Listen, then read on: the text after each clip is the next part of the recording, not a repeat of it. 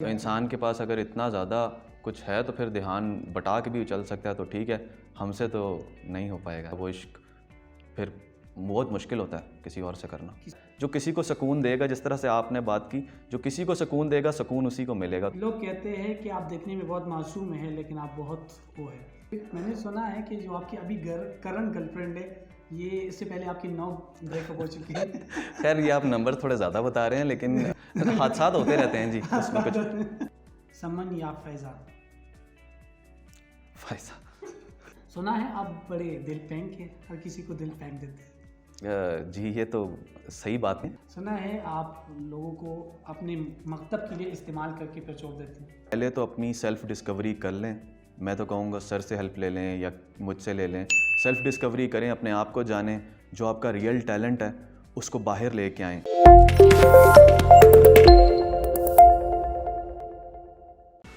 हर जहम जिगर दावर महशर से हमारा, इंसाफ तलब है तेरे बेदाद गरी का। हर बंदे को इस दुनिया में इंसाफ चाहिए होते है, हर बंदे को इस दुनिया में मोहब्बत चाहिए होती है, इश्क चाहिए होती है, रिस्पेक्ट चाहिए होती है। लेकिन इसमें एक चीज़ है जो हम देना नहीं चाहते, और हम किसी को रिस्पेक्ट नहीं देना चाहते, हम किसी के साथ इंसाफ करना नहीं चाहते, हम किसी के साथ इश्क करना नहीं चाहते।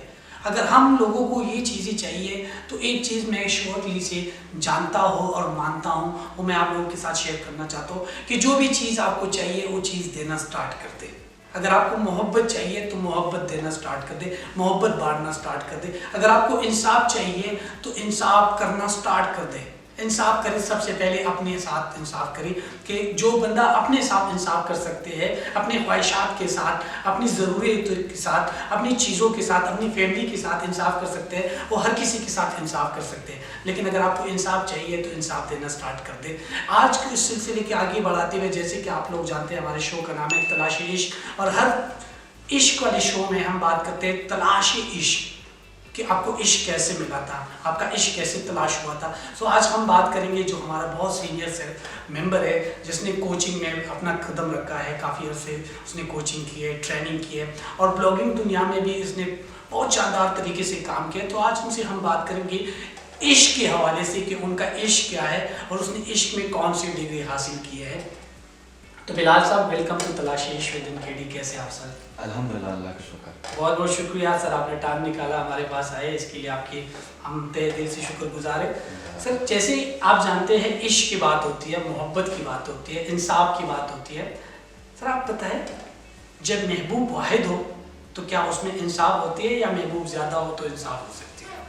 महबूब वाहिद हो तभी इंसाफ हो सकता है। जब महबूब वाहिद हो तभी इंसाफ हो सकता है जी। बहुत सारे लोग तो 4-4-5 महबूब रखते हैं, इसके हवाले से क्या कहते हैं आप? जाहिर बात है, वो 4-5 रखते हैं तो उनका फिर उस तरह से ध्यान भी फिर बढ़ जाता है, ध्यान भी आगे पीछे बढ़ जाता है। इंसान के पास अगर इतना ज़्यादा कुछ है तो फिर ध्यान बढ़ा के भी चल सकता है, तो ठीक है, हमसे तो नहीं हो पाएगा। आपसे नहीं हो गया। तो महबूब वाहिद हो तो बहुत ज़बरदस्त इश्क होती है, बहुत ज़बरदस्त मोहब्बत होती है, क्योंकि महबूब अगर वाहिद हो तो वो ठीक है, लेकिन महबूब अगर ज़्यादा हो जाए तो कुफर बन जाता है, और कुफर तो अल्लाह ताला को भी पसंद नहीं है, किसी को भी नहीं पसंद। तो कुफर हम क्यों करें, एक महबूब रखें। आप सब मुझे बताएं, आपको इश्क कब हुआ था? इश्क की बात करें तो मैं वही है कि इश्क ढूंढा तो हर जगह, पर मिला हमें हमेशा घर में। हमेशा घर में मिला, वालदा से मिला, और अच्छा। जो चीज़ सीखी, मतलब जो वालदा से चीज़ सीखी और बाहर उस चीज़ को आजमाया, एंड में वही चीज़ जो असल अर्क निकला वो वही था कि जो इश्क इंसान मतलब अपनी फैमिली से कर सकता है, वो इश्क फिर बहुत मुश्किल होता है किसी और से करना। किसी और से करना, तो इसका मतलब है आपका इश्क अम्मी से हुआ है। जी। ये कब हुआ है, ये मतलब बचपन से था या दरमियान में कोई मेरी ऐसे टाइम आई थी? बचपन से ही जो अटैचमेंट थी वो वालदा से बहुत ज़्यादा थी, वो बचपन से लेकर एंड तक, क्योंकि मैं आखिरी बेटा था, आई वाज मतलब लाडला बच्चा था, तो ख्याल भी बहुत रखती थी कि कुछ हो ना जाए कुछ। और फिर इस तरह से था कि वक्त के साथ साथ मैं, जो कि अभी भी लोगों को शायद पता है कि मैं एक सिंपल सा इंसान हूँ, जो मैंने पहले भी एक इंटरव्यू में बताया था, सिंपल सा इंसान हूँ, मेरी नॉर्मल सी लाइफ है। लेकिन जब इंसान आगे बढ़ना चाहता है तो आपको पता है कि उसे मुश्किलों से, तूफानों से गुजरना पड़ता है। तो उन चीज़ों के लिए जो ट्रेन किया वही मेरी वालदा ने मुझे किया, और उनकी बातों को लेके मैं मार्केट में गया, लोगों के पास गया और आजमाई उन बातों को, और एंड में जो उन बातों पे जो मेहनत की और उससे जो रिजल्ट निकले वो अल्हम्दुलिल्लाह मेरे लिए बहुत है, मतलब मैं बड़ा खुश हूँ जो इन चीज़ों पे। लेकिन मेरा जो फोकस रहा वो वही रहा, उनकी बातें रही, मैं जो भी करता रहा उनसे ही मशवरे लेता रहा और अल्हम्दुलिल्लाह अल्लाह ताला ने यहाँ तक पहुँचा। लेकिन इसमें कुछ चीज़ें होती है, बाद औक़ात हम अम्मी अबू की बात नहीं मानते और मोस्टली काफ़ी मतलब क्योंकि जनरेशन गैप आ जाते हैं उनकी थिंकिंग में हमारे थिंकिंग में, और हम फिर उनको कहते हैं कि नहीं ये इस तरीके से हो सकते हैं, वो कहते हैं नहीं इस तरीके से हो सकते हैं। कितना मुश्किल था आपको उनके साथ चलना?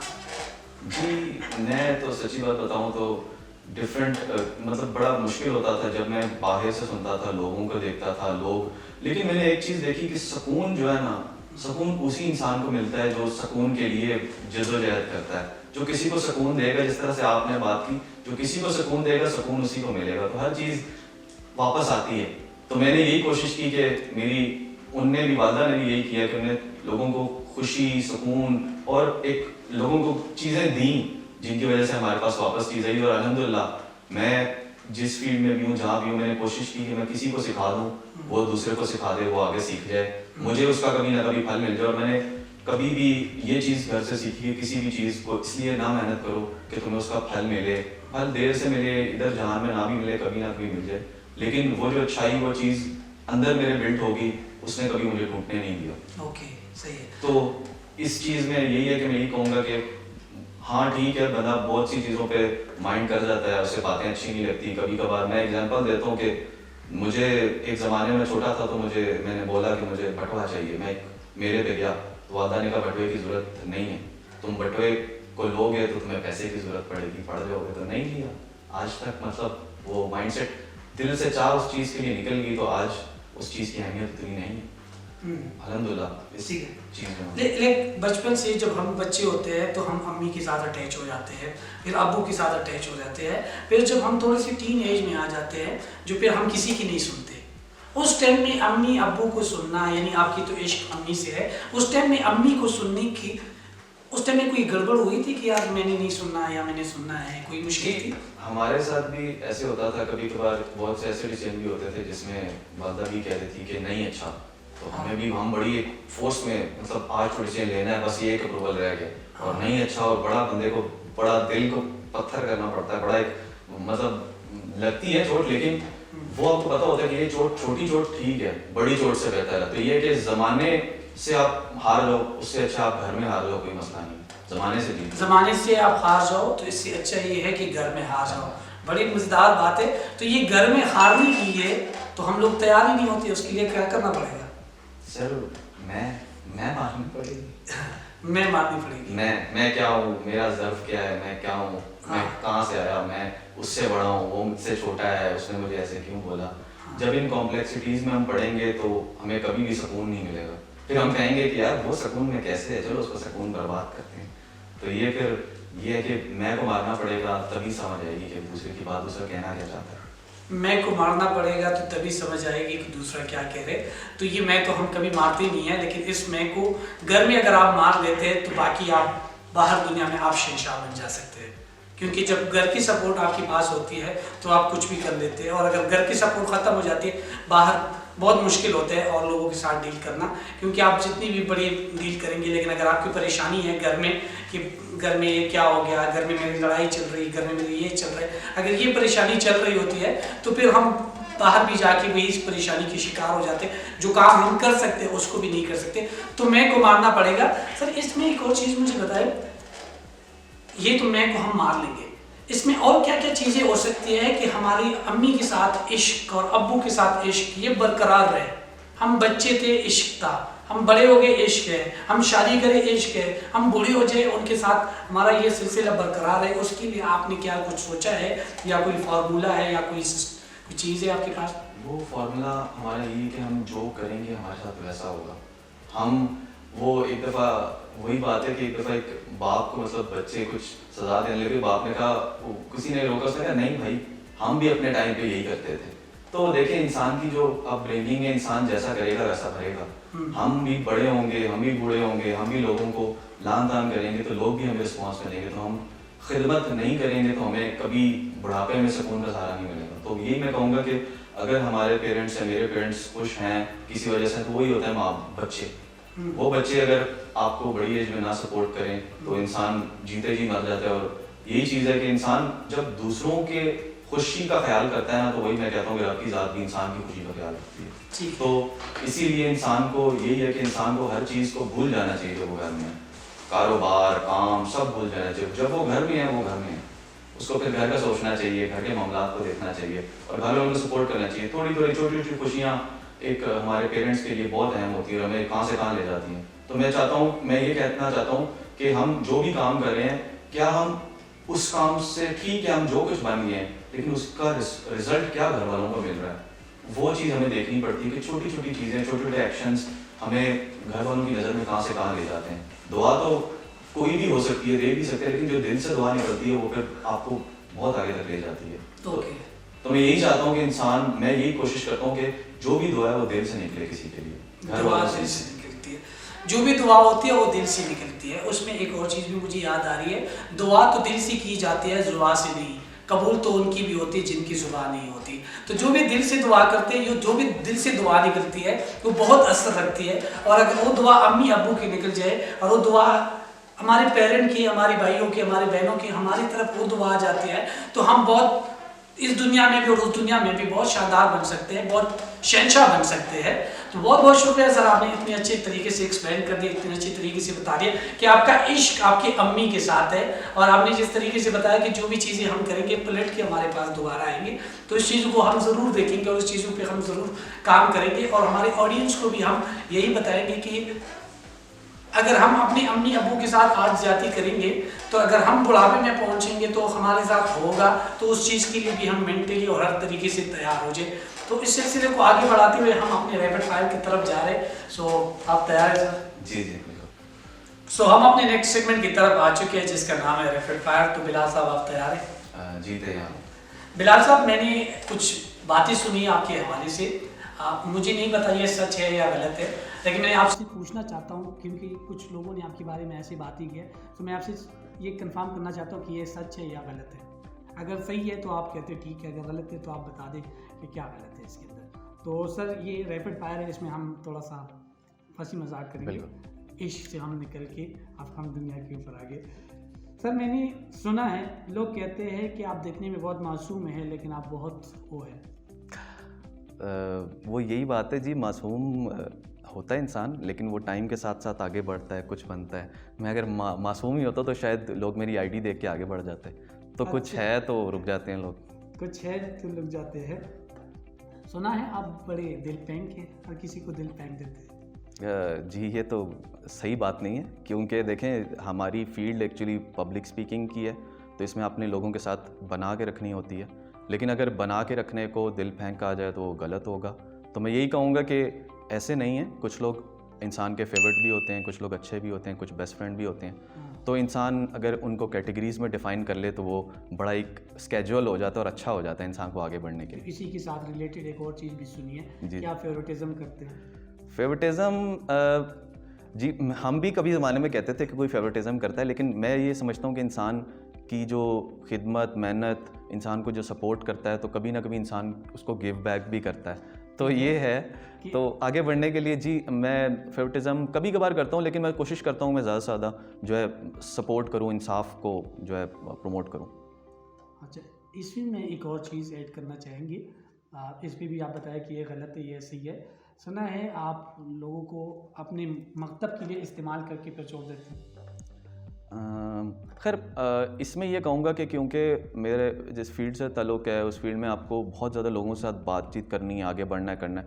तो ये होता है कि बहुत से लोगों को सपोर्ट करना पड़ता है, उनको हेल्प आउट करना पड़ता है, उनकी प्रॉब्लम्स को सॉल्व करना पड़ता है। लेकिन फिर ये बात है अगली प्रॉब्लम पे भी जाना होता है ना। लेकिन एक चीज़ जो मैं हमेशा नोटिस करता हूँ, मैं कोशिश करता हूँ कि कोई इग्नोर ना हो जाए, कोई ऐसा मैसेज ना हो जो मेरे पास किसी का इंपॉर्टेंट मैसेज है। ये बात कुछ हद तक ठीक है, कुछ हद तक जी कह सकते हैं, लेकिन अच्छा ये मेरा आखिरी सवाल इसी रिलेटेड, मैंने सुना है कि जो आपकी अभी करंट गर्लफ्रेंड है, ये इससे पहले आपकी 9 ब्रेकअप हो चुकी है। खैर ये आप नंबर थोड़े ज़्यादा बता रहे हैं, लेकिन खैर वही है कि मतलब उस तरह तो नहीं, लेकिन एज ए फ्रेंड ठीक है, एज फ्रेंड है, मतलब हो चुकी है। हादसात होते रहते हैं जी उसमें कुछ।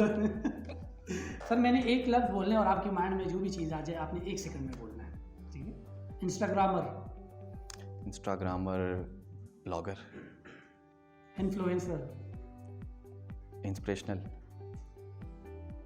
पहला प्यार, ममता, आखिरी प्यार, खुदा से इश्क, तुम मेरे हो, नहीं नहीं, सस्ती शोहरत, बिल्कुल नहीं, दोस्ती, दोस्ती, मुखलिस, महबूब, सच्चा प्यार, खूबसूरती, फ़ानी, Bilawal Zardari. Bilawal Zardari, mummy daddy burger. Okay sir, मैंने 2 नाम लिखे हुए हैं, इसमें आपने सेलेक्ट करने जो आपके दिल की बहुत करीब है, जो आप बहुत मानते हैं, उसमें से दिस या डेट वाला करना है, ये या ये वाला करना है, सही है? तो इसमें सबसे पहले आता है प्यार या यार, प्यार, पैसा या प्यार, प्यार, यार या पैसा, यार, फास्ट फूड या desi food, fast food, zinger pizza, pizza, okay, Saman या फैज़ा, फायसा, ओके, मुज़म्मिल या हमना रज़ाक, मुजम्मिल, लव मैरिज या अरेंज मैरिज,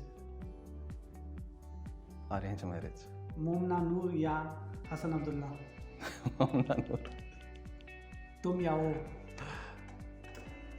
तुम। ओके सर, मैंने कुछ सवाल पूछने हैं और इसमें आपने मुझे बताया अगर ये लोग, इन लोगों के पास ऐसा क्या है जो आपके पास नहीं है, ठीक है? हसन, मुज़म्मिल, क्योंकि इन्हें पहले स्टार्ट कर दिया था हमसे। हिमायत, हिमायल, फैन ज़्यादा है।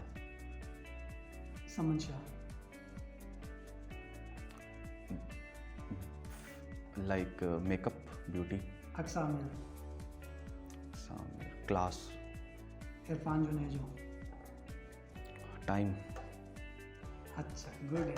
ये लोग अगर ब्लॉगर नहीं होते तो क्या होते? जोकर भी हो सकते हैं, कुछ भी हो सकते हैं, आप मुझे बता सकते हैं। मूरू,